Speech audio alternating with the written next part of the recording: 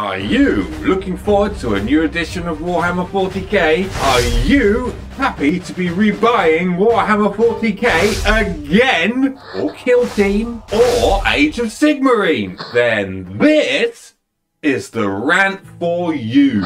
This is a rant about the wallet-punishing churn of game editions with very short lifespans. And yes, this is mostly focused on Games Workshop because other wargaming companies are not so guilty of this. To set the context, here's a brief history of Warhammer 40k edition. First edition came out in 1987. It had a decently long run of 6 years before being replaced by second edition, which came out in 1993. Second edition then had a respectable 5 years before being replaced by third edition, which came out in 1998. Then fourth edition came out in 2004. Then fifth edition came out in July 2008. 4 years again. Then sixth edition came out in June 2012, but then was brutally cut short after just 2 years when 7th edition came out in May 2014. I wonder how much hate for 7th edition was motivated by bitterness about the short lifespan of 6th edition. Oh well, 7th edition did not live much longer. After just 3 years and a million hardback supplements, 8th edition came out in April 2017. And after another 3 years, 9th edition came out in July 2020. Do we see a pattern emerging? Yes, the lifespans of an edition are getting shorter and shorter over time. And for the past few editions, they've only been 3 years long. And wouldn't you know, this same thing has been happening with games like Kill Team and Age of Sigmar. Just 3 years and then a new edition. Right now, at the time of making this video, Warhammer 40k is 2 years into its 9th edition. Given the release schedule since about 5th edition, we can expect 10th edition Warhammer 40k to come out in the spring or summer of 2023, which at the time of making this video is only next year. This furiously frequent release schedule doesn't just apply to Warhammer 40k. Kill Team and Age of Sigmar are on it too. Warhammer 40k, Age of Sigmar and Kill Team have all followed this pattern. A new edition, then 3 years of supplements to buy before a new edition comes out, forcing the grognard gamer to rebuy everything if he wants to stay current. Are you buying in? Are you rebuying the supplements and the codices to replace your old ones? How many times have you been on this merry-go-round? The comment section awaits you. Is this really a problem? Some may wonder if frequent editions is even a problem at all. Does that not show the game is well supported? Does that not indicate the game is getting better and better, faster and faster?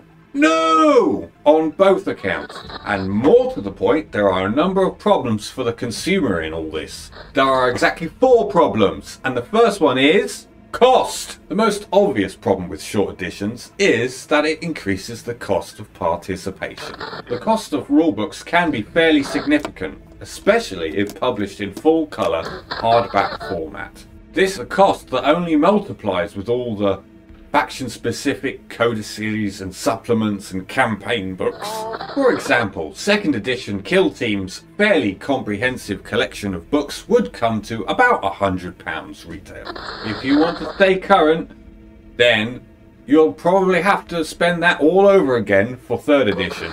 We should divide the cost of an edition by the number of years it remains current to get an idea of its cost to value ratio. So if an edition had run for 6 years instead of 3 years, that would come out at twice the value or half the cost of an edition that only lasted 3 years. Of course, increased costs for you is just increased revenue for the producer.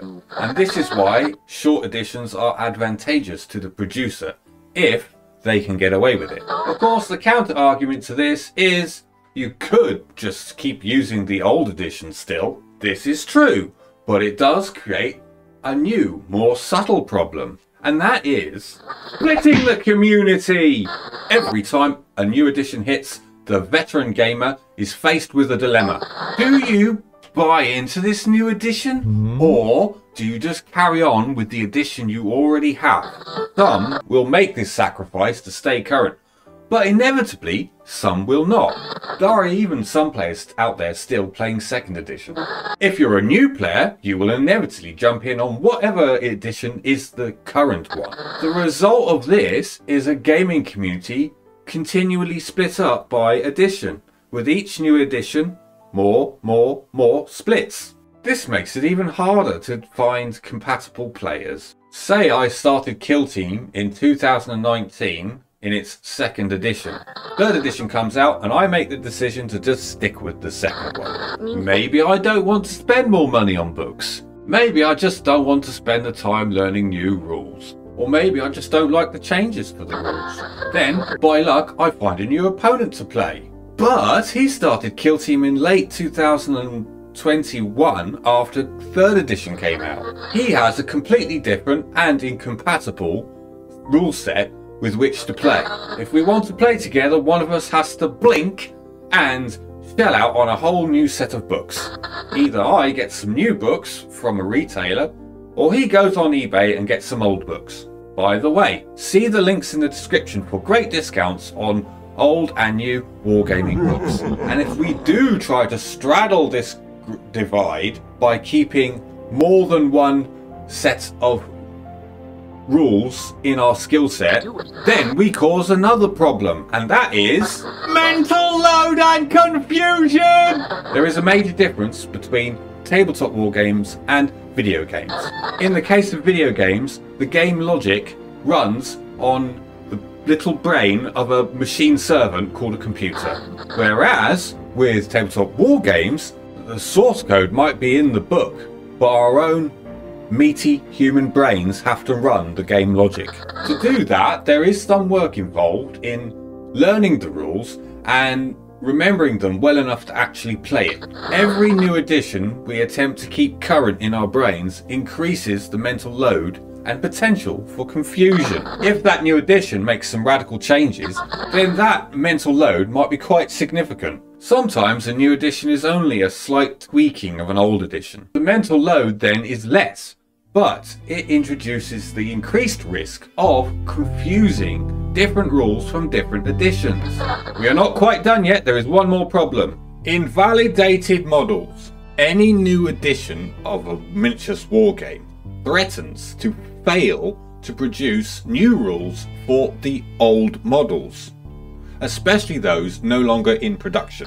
Also, changes to the way rosters are built can invalidate a player's chosen composition of forces. This isn't something that's guaranteed to happen with a new edition, but it happens often enough to worry the wargame. It is especially irritating to those with a strong preference to play WYSIWYG. It can take a lot of time to make models pretty for the tabletop. Frequent additions increases the risk of investing time and money in models that will be doomed to remain on the shelf, doomed by a lack of current rules. A warning to Games Workshop: the players will adapt. This broad shift to really short edition lifespans is going to get noticed by the punters. This video is evidence of that. The consequence will be that customers will factor in the expectation of a short lifespan for a new edition into their assessment of whether they want to purchase or not.